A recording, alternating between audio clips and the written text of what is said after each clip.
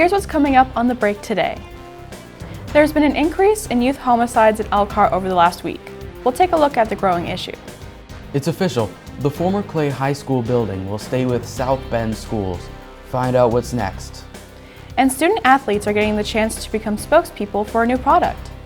All this and more coming up in the break. 3, 2, 1.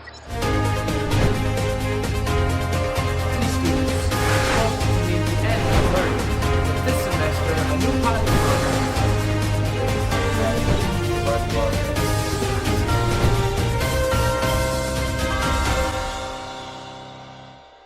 Welcome to the break. South Bend Schools Need to Know News. I'm Isla McCann from John Adams High School. And I'm Bernard Packard, also from John Adams High School.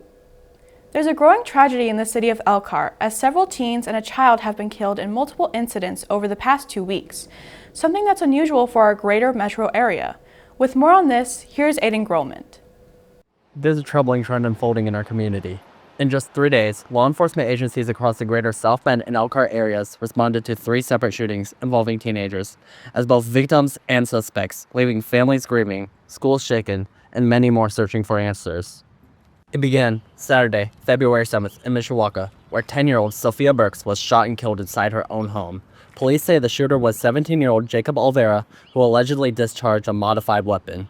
He's being charged as a juvenile, though the case could be moved to adult court pending the outcome of the investigation.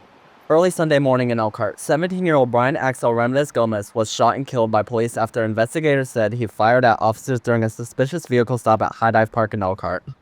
The officers involved are on administrative leave as the case is being reviewed.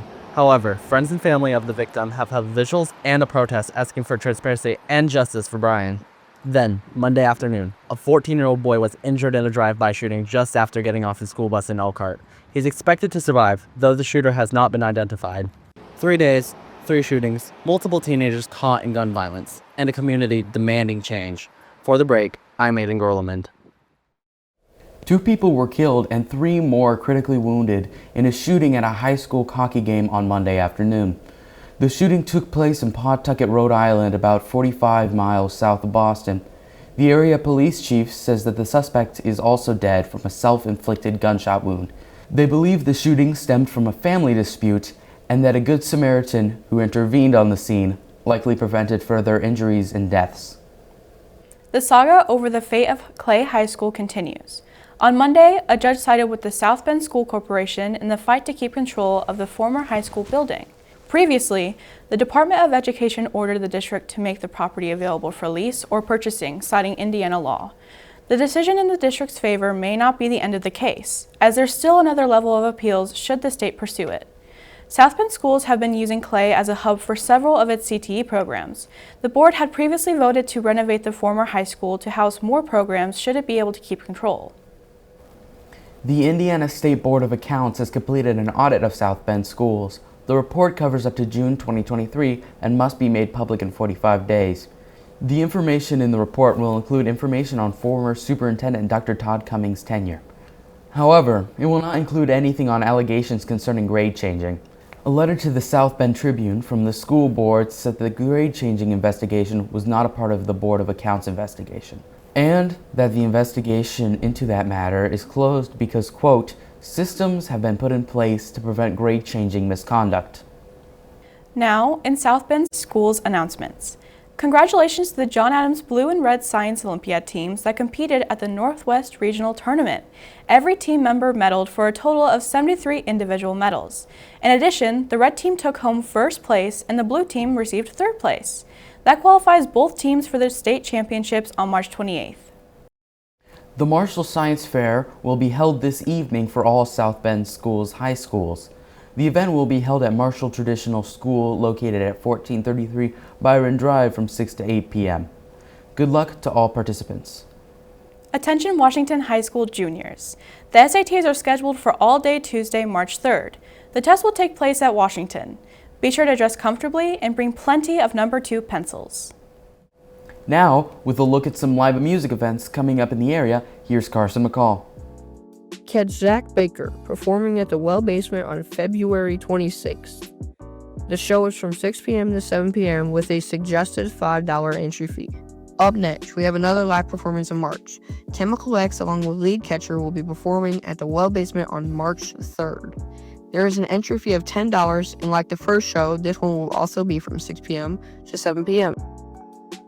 Last but not least, we have Joe Behind a Milestone performing at the Morris Performing Arts Center. That show is tomorrow, Saturday at 8 p.m. This show is almost sold out, which means the pricey tickets are the only ones left, starting at $111. That's it for this week's live music update.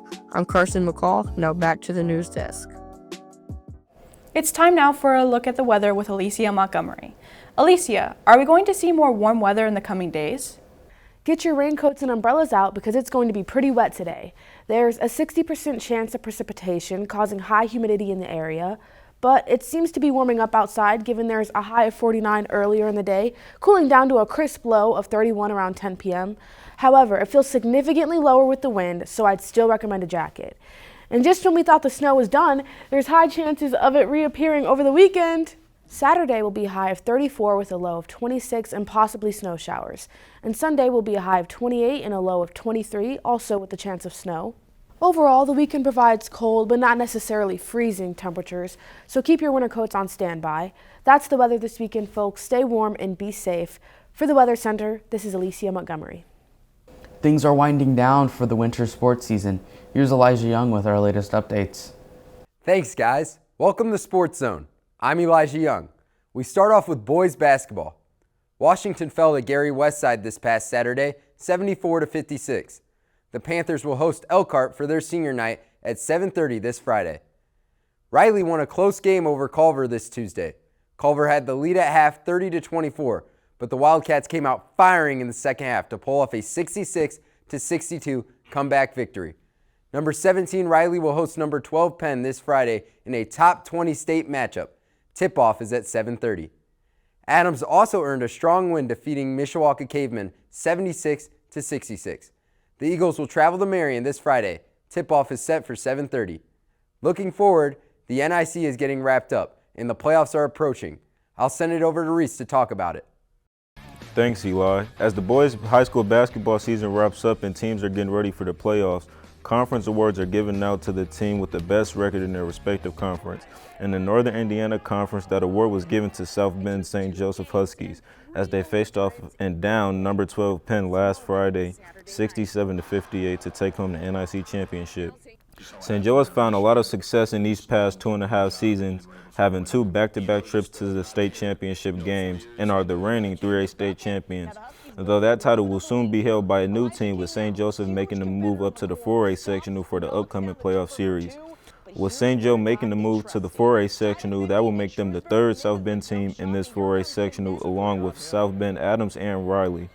Penn is also in the sectional, making St. Joe one of 4 teams competing in the sectional this March from the NIC Conference. Sectional draws are this upcoming Sunday for all teams 1 through 4A and should make for some fun matchups heading into the postseason. Jeffersonville are the reigning 4A champions but have graduated 8 seniors since last season, so their team is looking very differently to say the least, with a record of only 7-11 so far this season.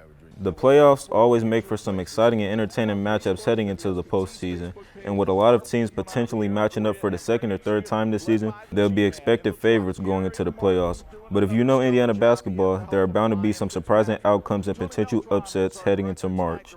But that's just for high school ball. Men's college basketball has some promising matchups coming up for this March. I'll send it back to Eli at the studio. In college basketball, Notre Dame is preparing for a huge test. The Irish are hosting number 3 Duke next Tuesday night. Notre Dame has had a tough season overall, but they're coming off of a strong win against Georgia Tech and will look to pull off a major upset at home. And in big news for next season, Notre Dame has announced they'll open up the 2026 season overseas in Rome against Villanova. The matchup between the 2 Catholic schools is already generating buzz, and fans are even joking that maybe Pope Leo might show up to watch his alma mater take on the Irish. Now into the water. Boys swimming and diving sectionals are this Saturday at Penn High School. We wish all of our South Bend boys good luck as we go into the weekend.